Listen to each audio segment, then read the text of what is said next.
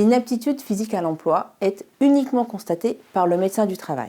Le médecin du travail peut le constater suite à une visite demandée par votre salarié, mais également après une visite de reprise, après une absence de 30 jours de votre salarié, après un retour de congé maternité, après une maladie professionnelle ou encore un accident du travail. Depuis le 1er janvier 2017, une seule visite suffit pour constater l'inaptitude du salarié à son poste de travail. Très souvent en pratique, une seconde visite est organisée dans un délai maximum de 15 jours. Ce délai de 15 jours supplémentaires permettra au médecin du travail de pouvoir faire une étude de poste et également de rencontrer l'entreprise afin d'échanger sur l'environnement de travail du salarié pour effectivement constater si le salarié est toujours apte ou pas à occuper son poste de travail. L'avis rendu par le médecin du travail, bien évidemment, est communiqué au salarié et à l'entreprise.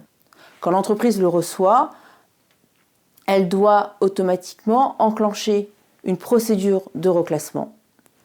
Le salarié, lui, reste à son domicile et pendant le délai d'1 mois qui suit la déclaration d'inaptitude, il n'est pas rémunéré. Si au bout d'1 mois, l'entreprise n'a pas pu reclasser le salarié ou n'a pas enclenché la procédure de licenciement, la rémunération du salarié devra être reprise, quand bien même le salarié reste à son domicile. En conclusion, quand l'entreprise reçoit l'avis d'inaptitude, elle doit bien évidemment enclencher la procédure de reclassement. Elle ne rémunère plus le salarié pendant un délai d'1 mois suite à la déclaration d'inaptitude.